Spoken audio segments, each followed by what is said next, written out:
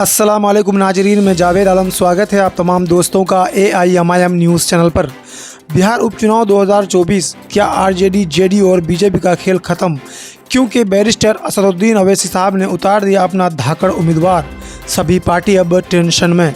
बिहार में 4 सीटों पर उपचुनाव है। इंडिया गठबंधन और एनडीए के नेता तो मैदान में है ही, साथ ही बैरिस्टर असदुद्दीन अवैसी साहब ने जब ऐलान किया अपने उम्मीदवारों का, तब से सभी पार्टी के होश उड़ गए, मानो पैर के नीचे ज़मीन खिसक गई।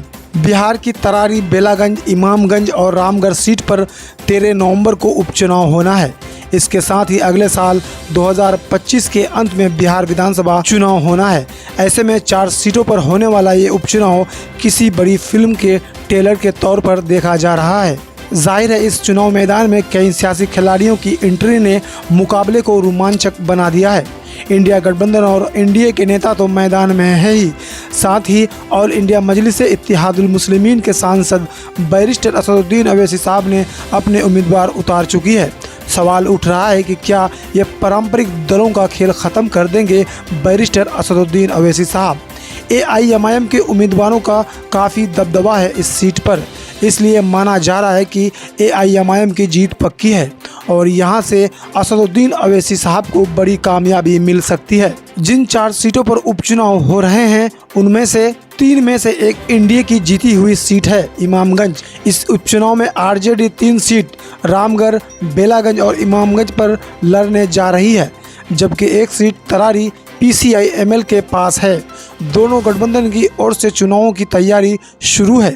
नामांकन और चुनाव प्रचार जारी है। बेलागंज में जबरदस्त मुकाबला AIMIM और आरजेडी के बीच माना जा रहा है। ऑल इंडिया मजलिस इत्तेहादुल मुस्लिमीन के उम्मीदवार का काफ़ी दबदबा है इस सीट के लिए। आरजेडी टेंशन में है। बेलागंज मुस्लिम यादव बहुल सीट है। आरजेडी की परंपरागत सीट मानी जा रही है। ऐसे में इस बार कई खिलाड़ी MY समीकरण को साधने के मकसद से उतारे गए हैं। बेलागंज में जेडीयू प्रत्याशी मनोरमा देवी मैदान में हैं, तो वहीं आरजेडी ने सुरेंद्र यादव के बेटे विश्वनाथ सिंह को अपना उम्मीदवार बनाया है। प्रशांत किशोर ने इस सीट से पहले तो खिलाफत हुसैन को उम्मीदवार बनाया था, पर बाद में उम्मीदवार बदला और मोहम्मद अमजद मैदान में हैं। बेलागंज आरजेडी की जीती हुई सीट है। इस सीट से पिछले 6 चुनाव से सुरेंद्र यादव जीतते आ रहे हैं।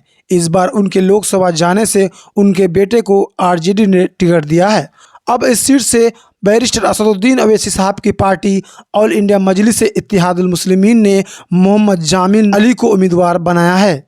बात इमामगंज विधानसभा सीट की करें तो खेल रोमांचक होने वाला है। अनुसूचित जनजातियों के लिए सुरक्षित सीट इमामगंज पर कोयरी और मुसहर जाति की संख्या सबसे ज्यादा है। एनडीए की तरफ से केंद्रीय मंत्री जीतन राम मांझी की बहू दीपा मांझी मैदान में है। आरजेडी ने इमामगंज से रोशन मांझी को उम्मीदवार बनाया है। इस सीट से असदुद्दीन अवैसी साहब की पार्टी ऑल इंडिया मजलिस इत्तेहादुल मुस्लिमीन ने कंचन पासवान को टिकट दिया है। कंचन पासवान का काफ़ी पकड़ है लोगों में। यह सीट ऑल इंडिया मजलिस इत्तेहादुल मुस्लिमीन के खाते में जा सकता है, जीत मिल सकती है।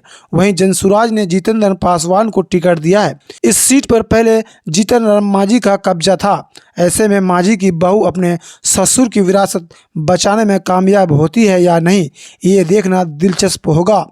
फिलहाल ऑल इंडिया मजलिस इत्तेहादुल मुस्लिमीन के उम्मीदवारों के लिए दुआ करें। वीडियो को लाइक शेयर जरूर करें और कमेंट बॉक्स में आप अपनी राय जरूर दें। उत्तर प्रदेश में 13 नवंबर को विधानसभा चुनाव होने जा रहे हैं। इस बार ऑल इंडिया मजलिस इत्तेहादुल मुस्लिमीन के सांसद बैरिस्टर असदुद्दीन अवैसी साहब की पार्टी ने भी मैदान में उतरने का फैसला किया है। उत्तर प्रदेश में होने वाले उपचुनाव में इस बार असदुद्दीन अवैसी साहब की पार्टी ऑल इंडिया मजलिस इत्तेहादुल मुस्लिमीन AIMIM ने भी लड़ने का ऐलान किया है। उत्तर प्रदेश को राजनीति की पाठशाला कहा जाता है। ये वो सूबा है जहां कन-कन में राजनीति देखने को मिलती है। एक बार फिर यूपी में उपचुनाव को लेकर घंटी बज चुकी है। 10 विधानसभा सीटों पर उपचुनाव होने जा रहे हैं। एक तरफ अखिलेश यादव है, जो इंडिया गठबंधन के सहारे सभी सीटों पर जीत के दावे कर रहे हैं।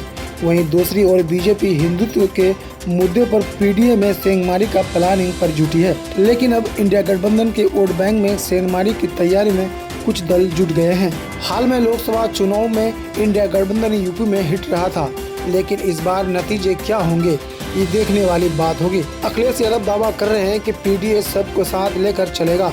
लेकिन ऑल इंडिया मजलिस इत्तेहादुल मुस्लिमीन AIMIM का चुनाव उतरने का ऐलान। ऑल इंडिया मजलिस इत्तेहादुल मुस्लिमीन के सांसद बैरिस्टर असदुद्दीन अवैसी साहब ने दावा किया है कि हम उपचुनाव के 10 सीटों पर अपना उम्मीदवार उतारेंगे। शौकत अली साहब काफ़ी डीपली काम कर रहे हैं। अब देखना दिलचस्प ये होगा कि असदुद्दीन अवैसी साहब इन 10 सीटों में से कितने सीटों पर अपना उम्मीदवार उतार रहे हैं।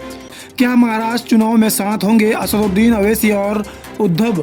संजय रावत बोले ऑफर आता है तो चर्चा करेंगे। ऑल इंडिया मजलिस इत्तेहादुल मुस्लिमीन के सांसद बैरिस्टर असदुद्दीन अवैसी साहब ने कहा कि महाराष्ट्र में हमारे स्ट्रॉन्ग प्रेजेंस हैं और हम मजबूती से वहां चुनाव लड़ेंगे।